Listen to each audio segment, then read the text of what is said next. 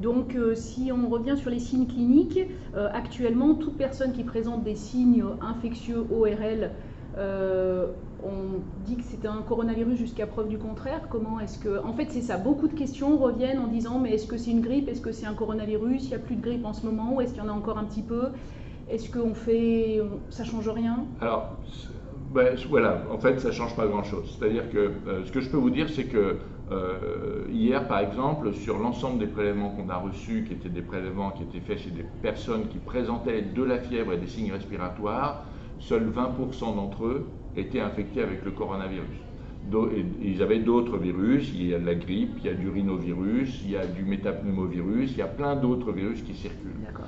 En revanche, comme on est dans une logique de confinement en ce moment, il faut considérer par excès que toute personne qui présente des signes respiratoires compatibles avec le diagnostic de coronavirus, c'est-à-dire finalement qui a un syndrome grippal, doit être considérée comme une personne infectée par le coronavirus. Ce comportement en excès a pour objectif de casser la chaîne de transmission, et si on casse la chaîne de transmission des autres virus respiratoires, on aura aussi très rapidement une vision beaucoup plus claire de l'épidémie de coronavirus. Donc ce n'est pas un problème que de forcer un diagnostic clinique en excès. Il n'est pas utile ni nécessaire de faire un prélèvement biologique pour toutes les personnes qui présentent un syndrome grippal. En revanche, et qui donc potentiellement sont infectées par le coronavirus, en revanche, à partir du moment où c'est des personnes fragiles, parce qu'il y a des comorbidités, parce qu'il y a un terrain particulier, là il est nécessaire de les adresser à l'hôpital pour qu'ils puissent être pris en charge dans de bonnes conditions. L'essentiel des patients maintenant doivent être pris en charge en ville avec un confinement à domicile et éventuellement un suivi que les médecins peuvent faire. Éventuellement on pourra parler du suivi un peu plus tard.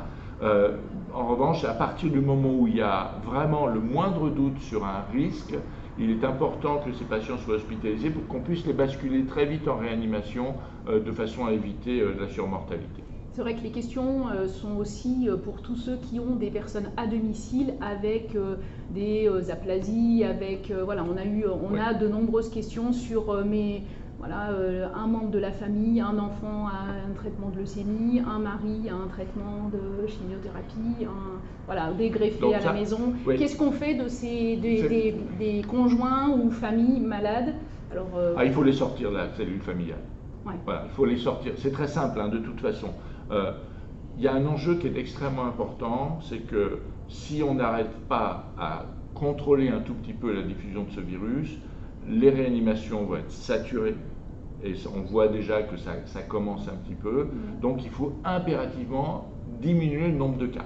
Voilà, parce que le sommet de l'iceberg va fondre, et à ce moment-là, on arrivera à prendre en charge ces patients de façon correcte. Sinon, on risque d'être en difficulté. Donc, il faut avoir une attitude qui est en fait extrêmement dure, voilà, et très robuste.